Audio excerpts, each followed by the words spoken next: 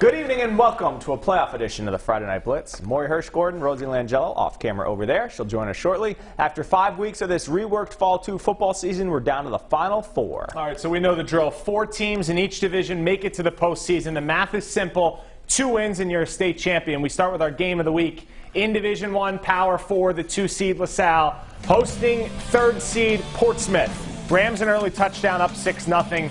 We begin the action in the second quarter. Patriots punting to the most feared returner in the state, Dimitri Iafredi. He does this often. He did it last week, and now this week he goes 87 yards untouched. It's 12-0 Rams. Portsmouth with a nice drive to respond. Neil Tolson, the sophomore, plunges in for 6. That was the only score of the day for the Patriots. All the momentum was taken by the Rams. Last play of the first half, they score as time expires. Ja'Kai Washington into the end zone. Rams roll 32-7. Impressive win. The other D1 Power 4 semi tomorrow at Bishop Hendricken when the Hawks host North Kingstown. You may recall these two played a month ago. With the Hawks storming back from the big deficit to beat the Skippers, should be a great matchup again tomorrow in Warwick. All right, D1, Conley Stadium we go. Central Knights hosting the Cumberland Clippers. First quarter we go. Cumberland QB Ryan Larson back to bass. Intercepted by the Knights. Jalen Dennis, he's going the other way. Greg Reed jukes to the defender. This is one of many pick 6 tonight we'll see on the Blitz.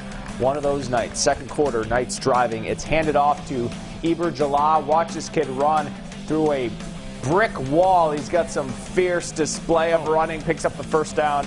And on the ensuing drive, 2nd and goal, it's a team effort here. Quarterback Felix Rodriguez with the keeper. He's in. And the Knights move on to the Super Bowl 14-6. So Central punches its ticket. Who will they play? They'll play the winner of this game. E.G. Burrillville tomorrow in Burrillville. That's a noon kickoff. Both teams in Division 1 for the first time this year looking to make a statement in their inaugural year. D2 semis, Barrington hosting Tolman. Eagles in control in the second half, up double digits. Brigham Dunphy still has the offense humming, so elusive on the run, evading Tiger tacklers, and he goes down just shy of the goal line. 2 plays later, Dunphy flushed out of the pocket.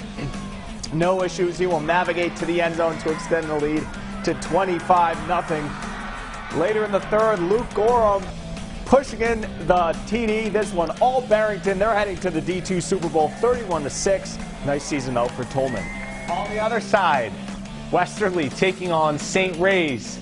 The Saints led 27-0 at the half. Third quarter, Saints QB Andre Gray gets the snap, finds the hole, and then puts on the Jets. The far sideline untouched. Woo! 55 yards, Saints up 34-zip. Fourth quarter, Stanley Dunbar's team, they don't quit. 2 losses to end the season, but they have a very bright future down in Westerly. Nunn Williams with the quarterback keeper, but it was all Saints in this one. They win 34-14. While the 2 Division 1s will have to wait for their Super Bowl matchups to be solidified tomorrow, everyone playing in D2 tonight. All right, for those highlights, Rosie Langello is standing by. Rosie, how are those?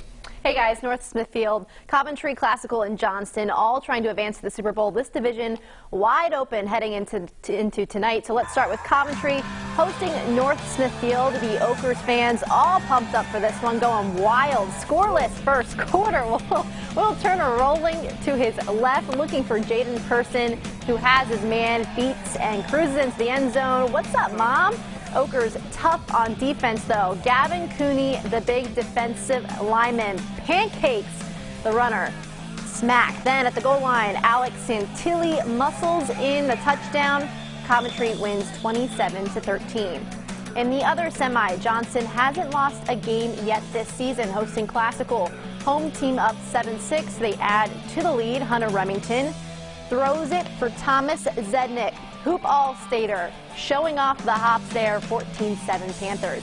So it works so well in the red zone. The pair hook up yet again over the middle. Zednick taken down inside the 5. Then a few plays later, Remington calls his own number. They play Coventry for the title, and the Panther defense making just enough plays in this one.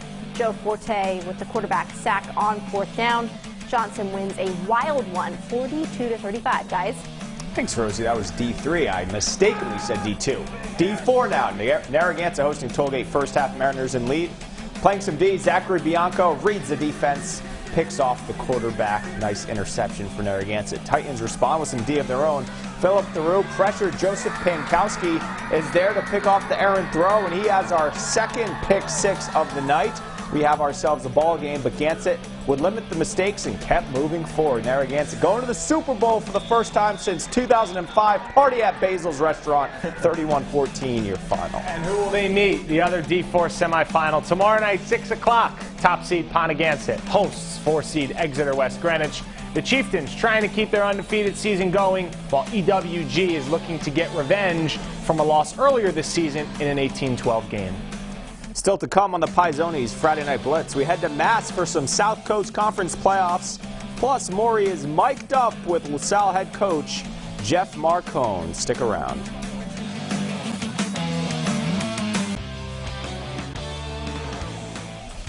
Welcome back. While Massachusetts isn't doing a traditional statewide playoff tournament, the South Coast Conference is still holding a playoff. Yeah, tonight was the semifinals just north of the border. Let's start in that gold semifinals. 4-1 Fairhaven hosting Case and New Bedford. Blue Devils with a 21-12 lead at the break. They explode in the third. Cam Gordon up top to Isaiah Burlinson. That makes it 35-12 Fairhaven. Devils D dialing up the score. Jason Mata will tip this pass, and his pal Cadence Chase will grab it. He's going to return down the sideline. This is our third pick six of the night. Wow. Fairhaven moves on 49-20. The other gold semifinal, SEEKONK hosting Bourne. Warriors up 22-0 at the half. Canalman decides to go for it.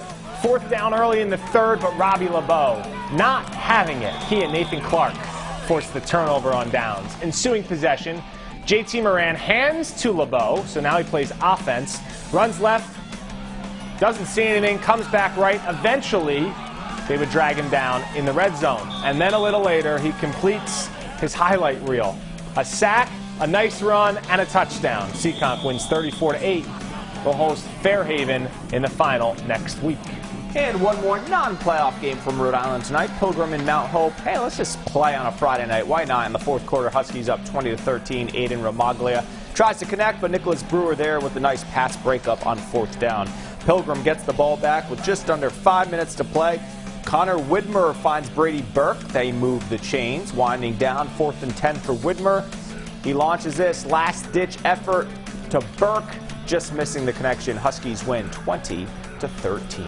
Back at LaSalle, there was a signing day. 5 student athletes completing commitments to scholarship programs. Nathan LAGOA will play soccer at nearby Providence.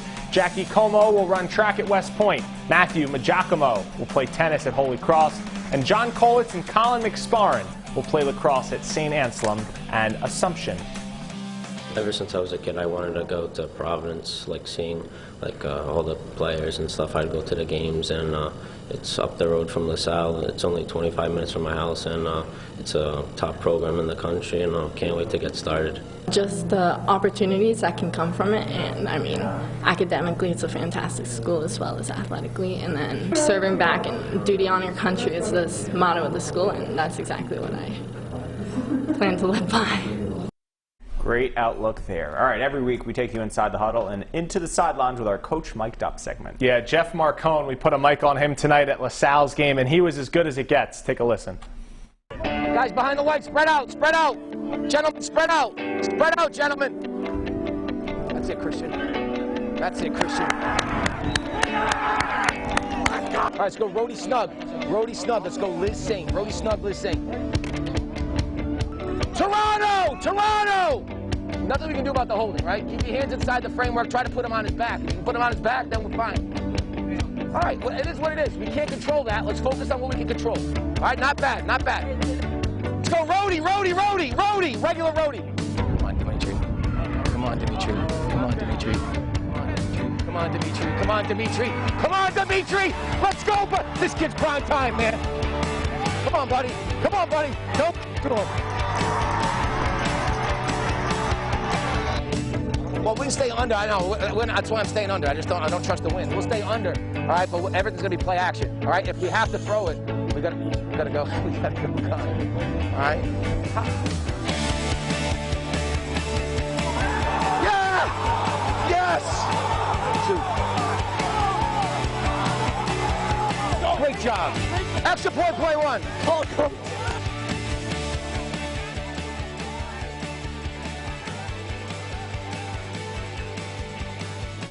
All right, great job.